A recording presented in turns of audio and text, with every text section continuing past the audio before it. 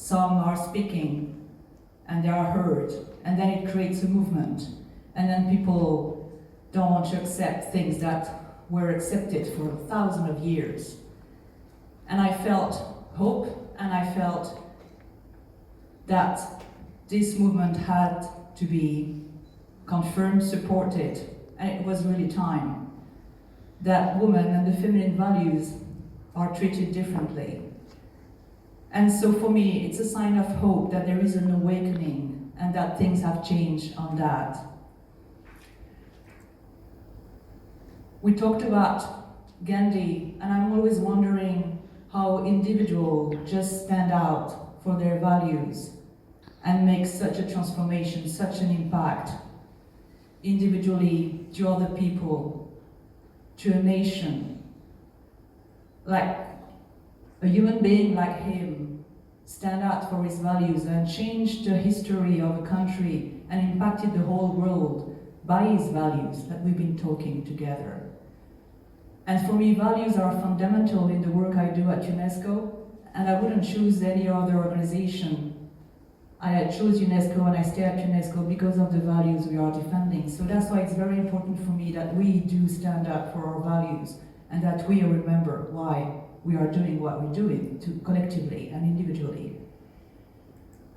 And just thinking how individuals just standing out, again, influence whole country, whole cause, just because she wanted to go to school and she has now won the Nobel Prize. September, I was in Norway with Inger for a workshop on a project that she got on the UNESCO chair that she's chairing. And there was Lisen Schulz from Sweden that many of you know, and we were discussing, and she told me, have you heard that we have in Sweden a young girl, she was 15 at the time, that is on strike every Friday, asking the government to act? I said no, and I looked up on internet and on YouTube, and you know her now, all of us know her, this 15 years old girl that just didn't understand the world we're living in, and that we don't talk about climate change and biodiversity every day on TV like it's the most important thing to do. And we don't talk about this. Young people, like we've seen Flossie today, 12 years old, deciding to take action because adults and governments are not doing what they think we should do. It's not because we are not famous that we don't have our heroes in our network, our champions. When we launched the Proud to Share campaign, when we asked you to do those videos, I had no clue what was going to happen. I know we had to tell our stories differently, that we had to communicate differently, and that's why I asked Jeff and Laurie to help us with that communication. When I received the first videos of Proud to Share, we did a webinar with Jeff in English, French, and Spanish. I can tell you, I was deeply moved.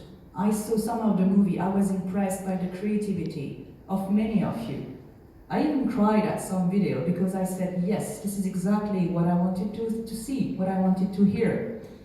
And even me working at UNESCO for a certain amount of time, I'm discovering the creativity of the people that are working in this program. I'm discovering things I don't know about, people, stories, actions. It's such a source of inspiration for me. It helped me a lot in my work also to continue and to say, this is really useful. This is really worth it. And it had a huge impact. We talked about this, but it's true. Just 1 minute telling a story is so powerful. We have those heroes in our network. We have the chance to connect different generations, to connect different knowledge. You have said it yourself when we've done the exercise.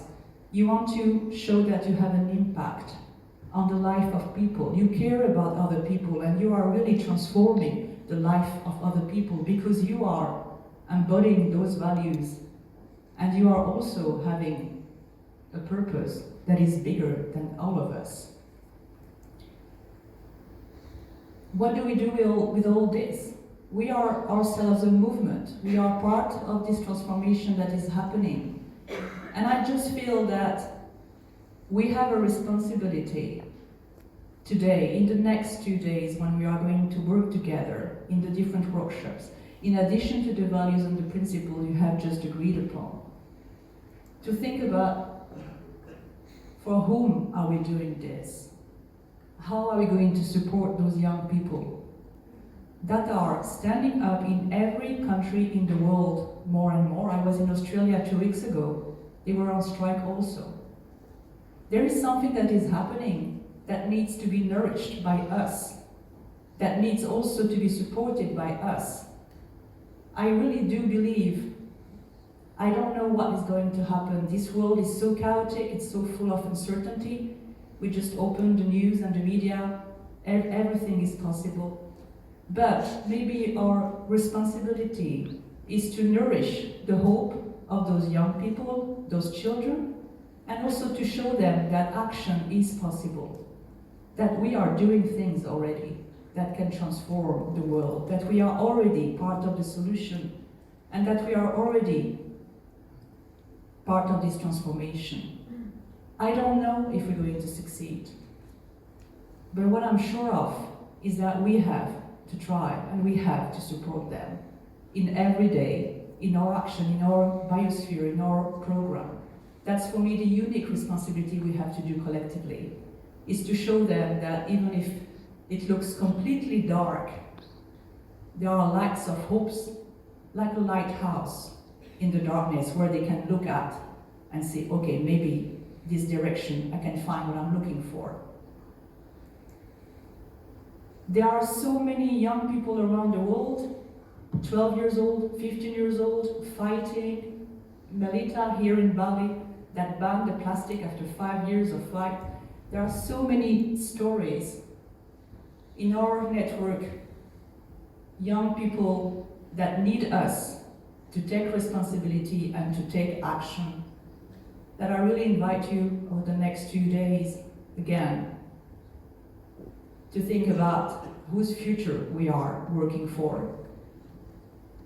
And that we do believe in ourselves, that we are part of this movement and that we can be also part of this transformation that is happening, but we have to nourish it so it continues to grow. Back to Flossie, you have seen her, 12 years old. There are Flossies everywhere that just needs for us to say, yes, we trust you, yes, we believe you, and yes, we're going to act. So one day when they look at us and say, what have you done for this planet? We can answer, we can say, this is what we have done.